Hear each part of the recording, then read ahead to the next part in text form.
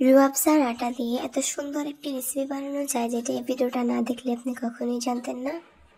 আসসালামু আলাইকুম, jasmine cooking হাউসে আপনাদের সবাইকে স্বাগতম। আজকে আপনাদের রুয়াবসার আটা দিয়ে একদম নরম তুলতুলে এবং পারফেক্ট একটি রেসিপি শেয়ার করব।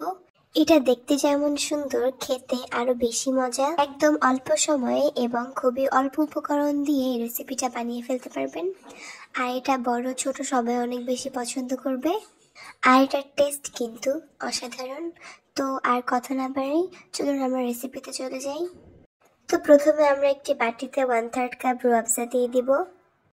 তারপর এখানে 1 কাপ আটা বা ময়দা দিয়ে দিব, যে কোনো একটা দিলেই হবে, কোনো সমস্যা নেই।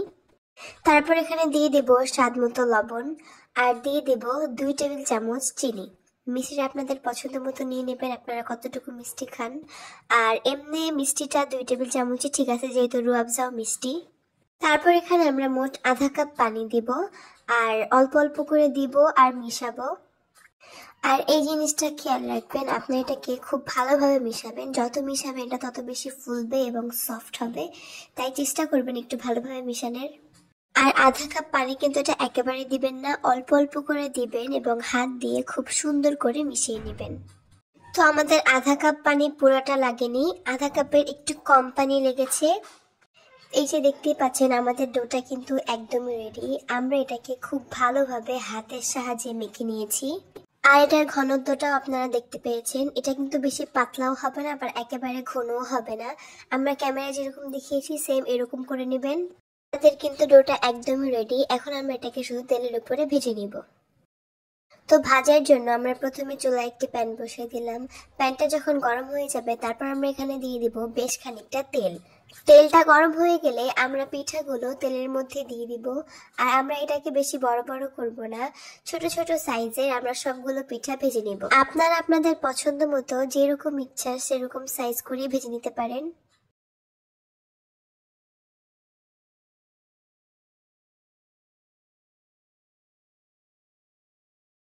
তো আমাদের পিঠার এক সাইড হয়ে গিয়েছে, আমরা এখন পিঠাগুলোকে উল্টে নিব।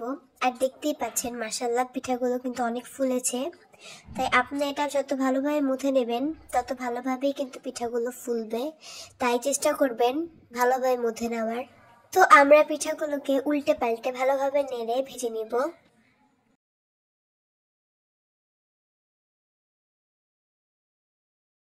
তো আমাদের পিঠাগুলো ভালোভাবে ভেজে নেওয়া শেষ, এখন আমরা পিঠাগুলোকে উঠিয়ে নিব এবং সেম ভাবে আরো সবগুলো পিঠাও ভেজে নিব।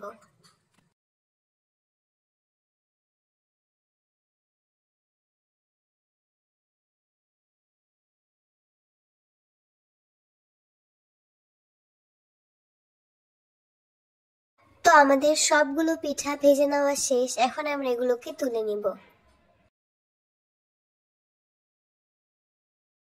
তো এরই মধ্যেই কিন্তু আমাদের রুয়াবজা দিয়ে এই নরম তুলতুলে পিঠা বানানো শেষ।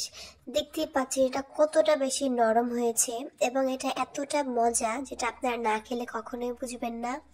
তাই সবাই এটা একবার হলেও বাসায় বানিয়ে ট্রাই করবেন আর আমাদের অবশ্যই জানাবেন যে কেমন হয়েছে। তো আজকে আমাদের রেসিপি এই পর্যন্তই।